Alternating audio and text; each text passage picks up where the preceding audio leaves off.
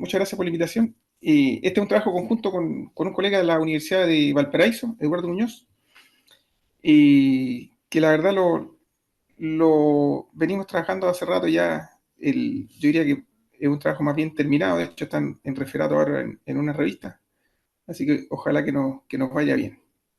Ya les hablo un poquito del contexto histórico y la motivación de este artículo. Bueno, como me imagino que saben, la desnutrición infantil, digamos, fue un problema social bastante grave, digamos, en el Chile del siglo XX por largo tiempo. De hecho, yo diría que recién con el retorno a la democracia en los años 90, podríamos decir que finalmente el Estado chileno logra derrotar, digamos, la desnutrición, sobre todo la desnutrición infantil en buena parte de la población. Así que, de alguna manera, es un problema que se solucionó hace muy poquito ya, o sea, sigue teniendo vigencia en ese sentido. Entonces, como les decía, cosas sabidas, por ejemplo, ahí tienen una estimación que hace el Ministerio el Servicio Nacional de Salud a mediados de los años 50, que es bastante decidora, ¿no? Dice, la alimentación insuficiente y desequilibrada es la característica en el 70% de la población chilena. Realmente una cifra, digamos, comparado con la situación de hoy día, realmente pasmosa, ¿no? Y bueno, surge bajo este escenario de desnutrición, de escasez de productos lácteos y cárnicos, surge como una alternativa el concentrado proteico de pescado para consumo humano. Ya en inglés se llama Fish Protein Concentrate, así se le conoce en la literatura, y tenía como gran ventaja, digamos, bueno, que era un producto altamente proteico, qué sé yo, el producto final era 80% proteína, realmente espectacular. Y lo otro súper importante es que, bueno, de alguna manera Chile estaba bendecido porque tenía el principal insumo disponible, que era el pescado, ¿no? Y en particular tenía acceso a una de las principales especies para la producción de este producto, que es la merluza, ¿ya? En vez de estar produciendo este concentrado proteico, ¿por qué no consumir pescado directamente? A ver, esto es algo que obviamente se preguntó la autoridad también en su momento, la autoridad de salud chilena, pero el diagnóstico no era muy positivo, digamos, para fomentar o promover el consumo de pescado en Chile. Básicamente se señalaban los siguientes puntos. Primero, que la industria pesquera estaba poco desarrollada, la capacidad de pesca, digamos, no era muy grande durante este periodo, era sobre todo pesca artesanal, y no daba abasto, digamos, o no habría dado abasto para alimentar al grueso de la población. Los sistemas de refrigeración, ustedes saben que en el caso del pescado la cadena de frío es sumamente importante porque es un producto que, por ejemplo, a diferencia de la carne de vacuno, se descompone muy rápido en muy poquito tiempo, digamos, si no está refrigerada. La intoxicación por pescado también, me imagino que más de algunos la habrá vivido, es terrible, así que teníamos ese otro problema. Después, culturalmente, parece que el pescado nunca ha sido tan atractivo, digamos, para la población chilena como, por ejemplo, un bife chorizo. Y en términos, digamos, de la industria local, la poca industria pesquera que teníamos durante este periodo prefería más bien producir harina de pescado para consumo animal, porque era tecnológicamente mucho más sencillo y además era un producto que se destinaba a la exportación y por lo tanto fuente de divisa, así que en general, digamos, no había mucho por donde generar las condiciones, por lo menos en el corto plazo, para aumentar el consumo de pescado directamente, pescado fresco, ¿no? Bueno, ¿qué era este concentrado proteico? Básicamente algo que hay que tener súper claro, digamos, que era un ingrediente, ¿ya? No era un producto final, a diferencia, por ejemplo, del pescado fresco. Era un ingrediente en forma de harina, y este ingrediente se mezclaba con, qué sé yo, con ingredientes para producir tallarines, para producir pan, y lo que se les ocurra, digamos. Pero básicamente es una harina que se agregaba a otros ingredientes para producir un producto final, llámese pasta, marraqueta, lo que sea, ¿ya? Una característica, y esto complejizaba mucho toda esta historia, es que tenía que ser inodoro, o sea, no tenía que tener olor a pescado, no tenía que tener sabor a pescado, y otras propiedades, por ejemplo, no ser tóxico, etcétera, etcétera, ¿ya? Entonces, como se pueden imaginar, pedirle al pescado que no huela ni sepa a pescado es algo tecnológicamente bien complicado, ¿ya? Sobre todo considerando, digamos, que cuando esto parte en Chile, digamos, está en una fase bien experimental a nivel mundial, ¿ya? Otra barrera súper importante para producir concentrado proteico de harina de pescado es que la tecnología que estaba detrás de la producción de este ingrediente, digamos, requería, bueno, sumas importantes de capital, era una industria, digamos, por llamarlo de alguna manera, intensiva en capital, y bueno, Chile obviamente no producía ningún capital, debía por lo tanto importar la maquinaria o recibirla vía donaciones. Ya a pesar de todos estos desafíos tecnológicos, ya el FPC, digamos, despertó muchas expectativas a nivel mundial, a nivel de organismos internacionales, ya. Por ejemplo, fue promovido por la FAO, la UNICEF, la Organización Mundial de la Salud, USAID. Por ejemplo, uno puede leer en reportes de este tipo de organismos frases como esta: el fish protein tiene el potencial, un alto potencial biológico comparable al de la proteína en la leche. En general, digamos, yo diría que estos organismos internacionales lo vieron ante la escasez de leche en polvo que había en el mercado mundial, y ante la escasez de divisa de varios países en desarrollo para importar esta leche, en ausencia de industrias fuertes productoras de productos lácteos y cárnicos, lo vieron como una alternativa bastante atractiva, digamos, para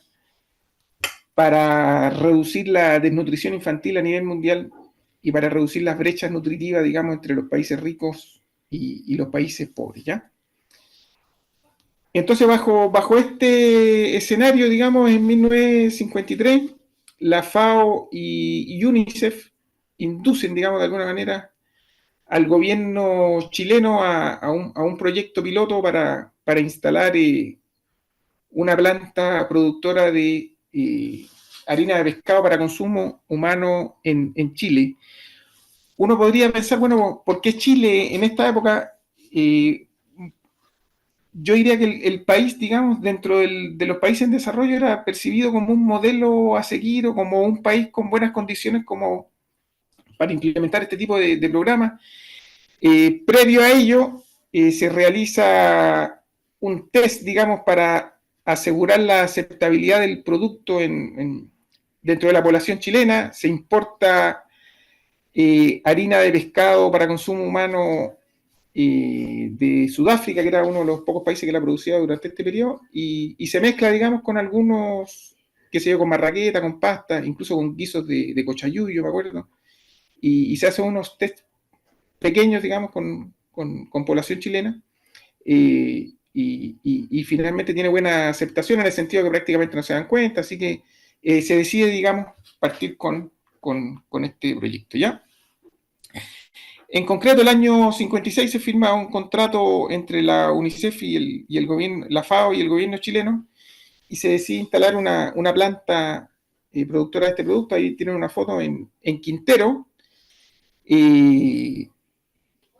Aquí hay como varias cosas interesantes porque se hace dentro de un terreno de una empresa privada y además extranjera, una empresa suiza. O sea, a mí me cuesta como imaginarme el Estado chileno invirtiendo plata para construir algo dentro de un terreno de una empresa privada y extranjera, ya, pero bueno, eran los años 50. Se decide que toda la producción que generase esta planta debía ser entregada a la Junta de Auxilio Escolar. La idea, digamos, era replicar esta experiencia en Chile. O sea, tratar de replicar este modelo en otras ciudades chilenas, digamos, para abastecer a la población local. Y además, si funcionaba bien, digamos, también replicarla en otros países del tercer mundo. Bueno, finalmente en 1958 se completa la planta. La empresa a cargo, digamos, de producir este producto era una empresa alemana, Borsig Company, en dependencia de, como les decía, de esta empresa suiza, ICESA, digamos, que de alguna manera dio como una concesión para permitir el funcionamiento de esta planta en estas premisas privadas, ¿ya? Como les decía, a nivel internacional era una tecnología bastante en pañales, digamos. Todavía había muchos desafíos técnicos, qué sé yo, para secar la carne de pescado, desgrasarla, sacarle el sabor y el olor, abastecerse del ingrediente principal, que después después les voy a contar que va a ser un problema. Una vez que se obtenía el producto, antes de entregarlo a la población chilena, había que testearlo en ratas, en la Universidad de Chile. Después había que hacer los test de aceptabilidad dentro de la población, si le gustaba o no a la población. Por ejemplo, es difícil pensar que a la población chilena va a comer marraquetas con sabor a pescado, por mucho que les diga que eso es bueno para la salud, lo más probable es que no lo haga. Los costos de producción también presentaban un desafío en el sentido de que por ejemplo, había mucha pérdida de material para producir este concentrado. Hay que usar básicamente la carne, no se pueden meter los huesos, las espinas, etcétera. Y por lo tanto, digamos, por largo tiempo persistían muchos problemas de pérdida de material en los procesos productivos, la calidad nutricional, etcétera, etcétera. O sea, era tremendamente complejo tecnológicamente, ¿ya? Y de hecho los primeros ensayos en la planta, bueno, resultan ser un fracaso glamoroso. Esto persiste por mucho tiempo. Uno ve también que hay no solo problemas técnicos, digamos, sino también organizacionales. Por ejemplo, no había agua potable en algunos periodos en Quintero. No había tampoco pescado en esa zona, salvo unos pocos meses al año. Entonces la ubicación de la planta no fue la aceptada tanto por la poca disponibilidad de agua como de peces. No quedaba muy claro quién coordinaba y supervisaba todo este proyecto a nivel de gobierno central. Y de hecho, yo diría que ese es probablemente un primer gran error, o sea, todo este proyecto se le encarga al Ministerio de Salud. ¿Qué tiene que ver el Ministerio de Salud con la producción de un producto alimenticio, digamos, algo un poquito aberrante, digamos, en el sentido que está obviamente fuera de su negocio principal, digamos, que es justamente la salud de la población? El Ministerio de Salud, además, había sido creado recién en 1952, era una institución relativamente nueva y que además tenía muchas otras preocupaciones, qué sé yo, en el 57 tuvimos una tremenda pandemia de influenza en Chile. Poco después, en el año 60, hay una tremenda pandemia de sarampión. O sea, a lo que voy, digamos que el Ministerio de Salud tenía otros grandes temas que resolver más allá de este proyecto, ¿ya? Y bueno, finalmente, durante todo este periodo, digamos, lo que uno ve es que la producción es bastante limitada, intermitente, etcétera, etcétera. Y finalmente, digamos, el año 62, el Ministerio de Salud finalmente tira la toalla, digamos, y el ministro de Salud escribe a la Corfo y ahí les traigo una cita súper interesante, digamos, que dice: no escapará usted que el manejo de tal planta cae mejor en la capacidad del organismo que usted dirige, más que en el Servicio Nacional de Salud. Que bueno, era algo que de cajón que tendría que haberse les ocurrido al principio y haber traspasado, o sea, este proyecto a nuestro juicio, digamos, debió haber estado siempre bajo el alero de la Corfo. De hecho, la Corfo apoyaba ya a la industria de harina de pescado para consumo animal, entonces lo lógico es que se hubiese hecho cargo desde el inicio de este proyecto. Ya con todo, más o menos alrededor de 1964, el proyecto está prácticamente muerto, y de hecho en una especie de despedida el ministro de Salud, Valdivieso, digamos, dice: se reconoce que su equipo y layout es antiguo, pero recordar fue planta pionera, que se agradece. Esto en referencia a la planta de Quintero, ¿ya? Otra figura emblemática del periodo, el doctor Julio Santamaría, dice, bueno, USA, UNICEF y el NIH en su rama internacional de investigación coinciden en que vale la pena producir en Quintero mientras se instala planta más moderna. En el fondo acá lo que están haciendo referencia es que una vez que se cierra la planta de Quintero, digamos, o se decide traspasar a la Corfo, se siguen barajando otras alternativas para producir harina de pescado para consumo humano en Chile. Por ejemplo, la FAO financió la creación del Instituto de Fomento Pesquero en torno a mediados de los años 60, y una de las misiones, digamos, que se le encarga al Instituto de Fomento Pesquero es justamente resolver los problemas técnicos relacionados, digamos, con la producción de harina de pescado para consumo humano en Chile. De todas maneras, a pesar, digamos, de toda la plata que se le inyecta al Instituto de Fomento Pesquero, no se logran resolver estos problemas, al menos no se traducen, digamos, en producción de este producto de forma masiva. Una iniciativa a finales en 1967, el USA decide, digamos, instalar nuevas plantas pilotos en países en desarrollo. Ahí compite harto Chile con Perú. Finalmente Chile gana la pulseada y USA decide apoyar, digamos, la instalación de una planta piloto, otra planta piloto ya diferente a la de Quintero, para producir este producto en Chile. Ahí les traigo una cita, qué sé yo, del Ministerio de Salud. Se sabe de la intención de USA de colaborar en la instalación de una planta de harina de pescado para consumo humano con línea especial, a la que también postula Perú, como les digo. Después de muchas negociaciones, muchas reuniones, ahí el Ministerio de Relaciones Exteriores de Chile estuvo bien activo, finalmente ganamos la pulseada. Pero bueno, si uno ve toda la correspondencia de este periodo, finalmente esto termina en nada, se va postergando. En lugar de instalar la planta, se decide enviar un cargamento de harina de pescado para consumo humano desde Estados Unidos a Chile, y que a todo esto es de mala calidad. Por ejemplo, falla el testeo en la población chilena, no gustó el producto, seguía siendo incluso de una calidad inferior o similar a la que se producía en la planta de Quintero.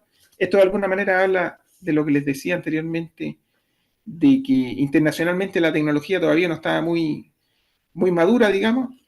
Y bueno, finalmente cuando llega Allende al poder en 1970, obviamente los gringos se retractan, digamos, tanto de las exportaciones de este producto a Chile, así como hicieron con la leche, y finalmente, digamos, la instalación de esta planta piloto en Chile se revierte completamente, ¿ya?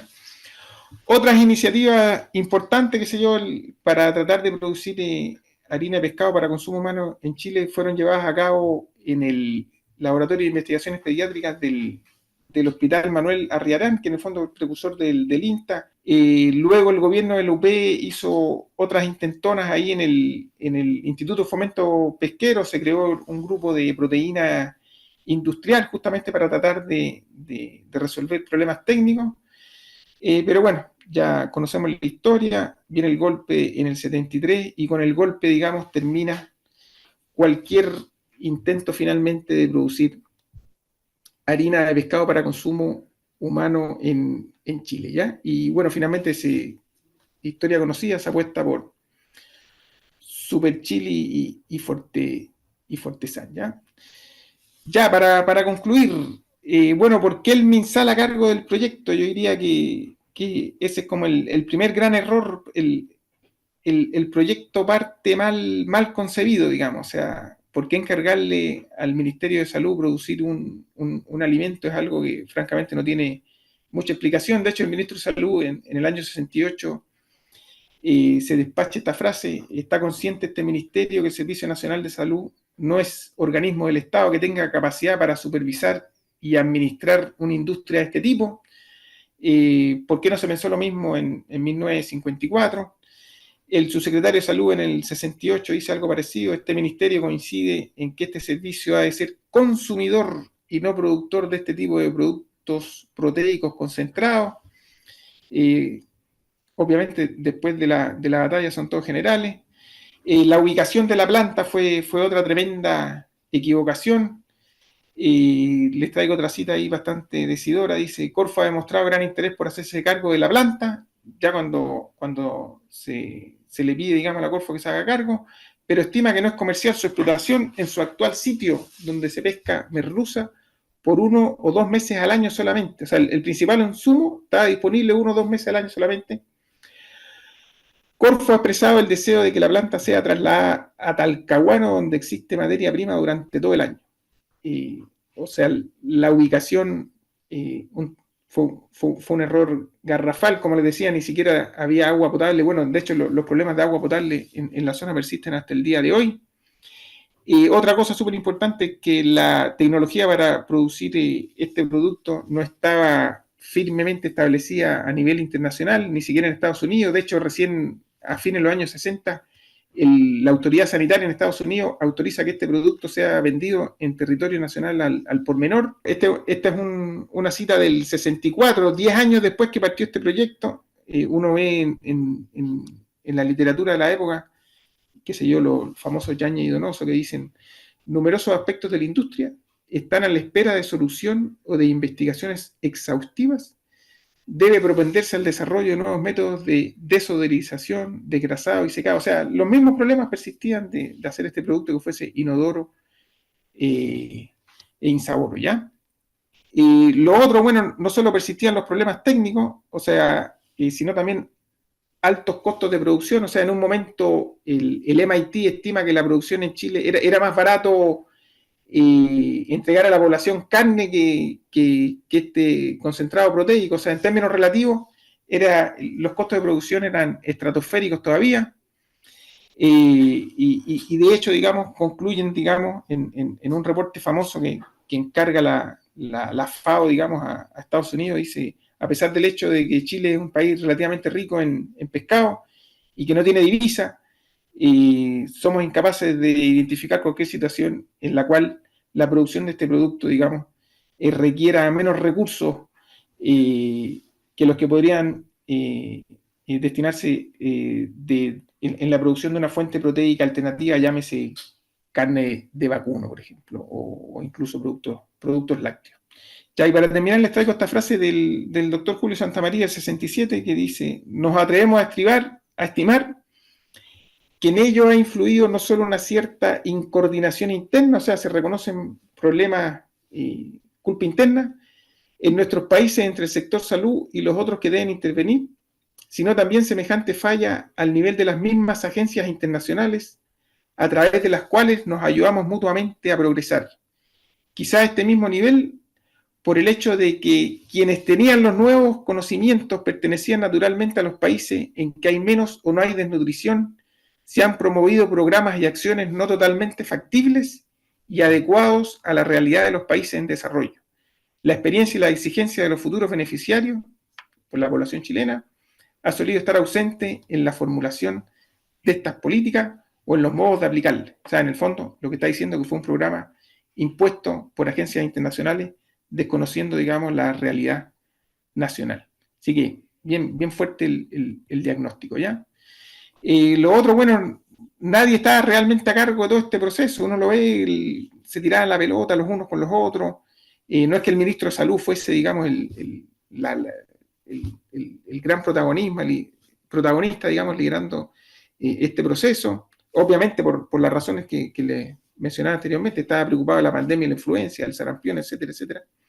Y por lo tanto, digamos, habría sido absurdo, digamos, que dedicara, digamos, esfuerzos desmedidos, digamos, para llevar a cabo este producto. Y bueno, finalmente, probablemente se falló en incorporar al sector privado chileno en esto, digamos. O sea, había, por ejemplo, en Chile producción de harina de pescado para consumo animal, obviamente tecnológicamente es bien distinto, pero a lo mejor una estrategia más razonable hubiese sido tratar de generar los incentivos, no sé, tributarios, subsidios, para que esta misma industria nacional, digamos, se hubiese hecho cargo de invertir más, digamos, energías en la producción de este producto. Es cierto que uno ve, por ejemplo, cartas del Ministerio de Salud haciendo llamados a la industria nacional a que se una a esta iniciativa, pero con bastante poco éxito. Probablemente no se entregaron los incentivos necesarios, digamos, para que eso ocurriese.